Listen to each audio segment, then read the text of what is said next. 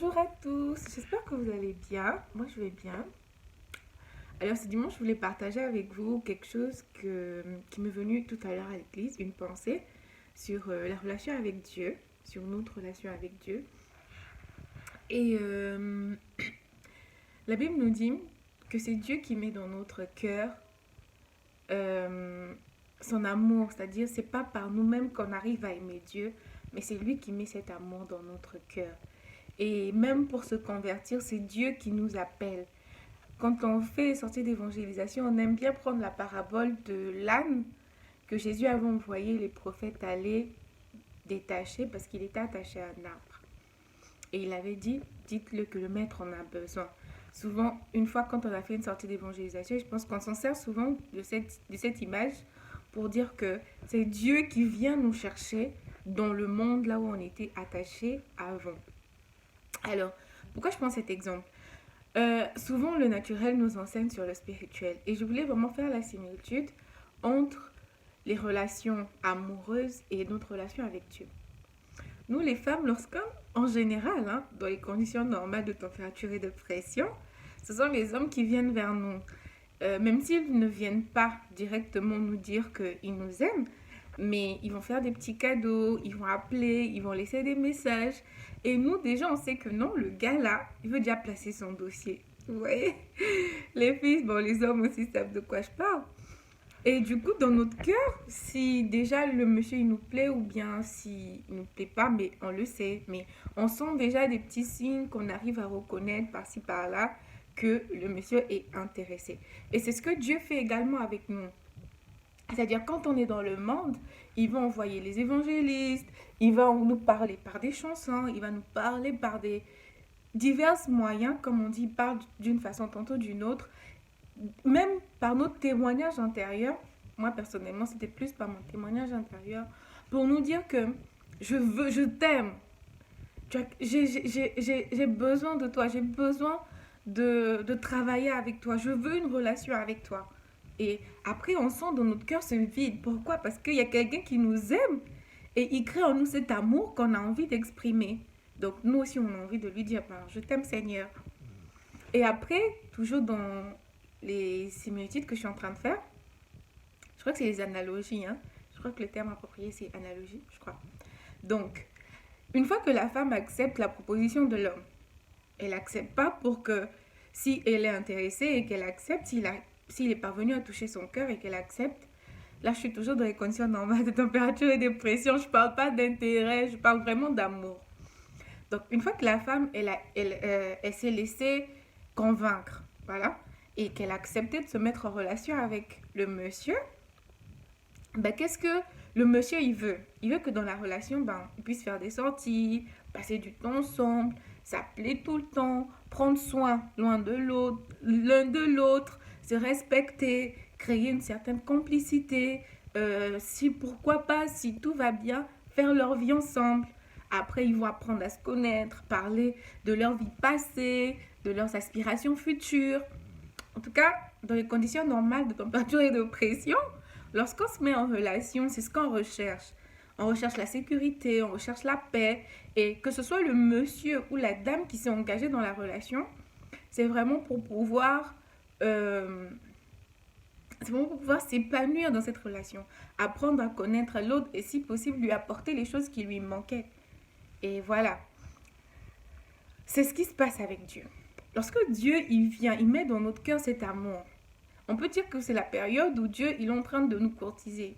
Le terme n'est pas approprié, mais c'est vraiment pour essayer de me faire comprendre. Dieu il met cet amour dans nos cœurs pour nous appeler. Parce que selon notre destinée, chacun, il y a un moment où il va réellement démarrer son ministère. Donc Dieu va nous appeler. Il va nous appeler, il va dire, ma fille, mon fils, j'ai besoin de toi maintenant. Et ceux qui ont la grâce d'obéir, ils vont commencer cette relation avec Dieu. Le problème, c'est là que ça commence. Quand les chrétiens ils font la prière du salut, c'est une façon de dire à Dieu, oui, j'accepte la relation avec toi. Je veux être avec toi, je veux partager ma vie avec toi. Le problème, c'est qu'une fois qu'on a dit oui, comme une femme qui a dit oui, ben, on n'appelle pas. On ne veut pas l'appeler, on ne veut pas discuter avec lui, on ne veut pas savoir qu'est-ce qu'il a fait dans le passé, on ne veut pas savoir qu'est-ce qu'il a fait dans le futur. Mais pourtant, Dieu, quand il est venu vers nous, il est venu justement pour avoir une relation avec nous. La première des choses que Dieu veut quand il vient, quand il met son amour dans nos cœurs, c'est pour qu'on partage avec lui l'amour agapao. C'est qu'on apprenne à le connaître, qu'on passe du temps avec lui, qu'on sache qui elle est. Tu étais dans le monde. C'est vraiment comme seulement les relations amoureuses. Tu étais dans le monde, le gars là-bas, il est loin, il s'intéresse à toi et tu demandes autour de toi. Mais le gars là, qu'est-ce que vous savez de lui? Comment il est? Comment il fonctionne? Tout le monde va un peu mettre son grain de sel. Mais une fois que vous êtes dans la relation, le monsieur, s'il y avait des mauvaises rumeurs, il va essayer de dissiper, de les éclaircir parce qu'en général, les rumeurs, ça ne concerne qu'une partie de la vérité. Maintenant, avec Dieu, c'est pareil. On est dans un monde où tout le monde a sa vision de Dieu. On est dans un monde où tout le monde a sa façon de voir Dieu et sa façon de comprendre Dieu. Et Dieu, lorsqu'il nous appelle et qu'il veut une relation intime avec nous, c'est justement pour nous aider de manière authentique, juste entre lui et nous, à comprendre qui est Dieu. Et c'est dans ces moments-là que les personnes qui ont le plus de foi, en fait, font encore plus grandir leur foi. Parce que leur foi n'est pas basée sur ce que le pasteur a dit, sur ce que les frères en Christ ont dit, les évangélistes ont dit, mais c'est venu de l'intimité que j'ai eue avec Dieu, du temps que j'ai passé dans sa présence. J'ai appris à le connaître, j'ai lui ai demandé, mais avant, depuis le ventre de ma mère, quand tu m'avais créé, c'était pourquoi? Mais pourquoi tu as créé le monde? Quel est mon but sur terre? Maintenant, une fois que je suis sur terre et que je t'ai donné ma vie, mais qu'est-ce que je vais faire dans le futur? Et toi, dis-moi, qu'est-ce que tu prévois de faire dans le futur pour les chrétiens, pour le monde? C'est ce que Dieu attend de nous en fait, cette relation. C'est pour ça que les pasteurs et nos pères, ils ont vraiment accepté de payer ce prix. Le prix de l'intimité, le prix de la soif.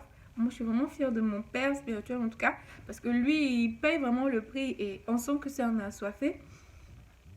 Mais nous, les autres, on les regarde un peu de loin, on est là, waouh, mais comment il fait, comment il sait tout ça. Mais justement, il n'y a pas d'autre secret dans le christianisme. Il n'y a pas les karatékas, les habits bizarres qu'il faut porter. C'est l'intimité avec Dieu. Une fois que Dieu voit que tu veux rester avec lui, il va te parler.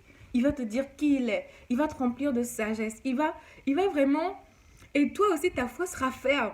Et lorsque les combats vont venir, tu sais sur quoi tu bases ta foi. Tu sais que j'ai une relation. C'est comme une femme. Elle a des rumeurs que non, mais tu sais, ton mari te trompe. Mais parce qu'elle a confiance en son mari, elle peut dire non, je te crois pas.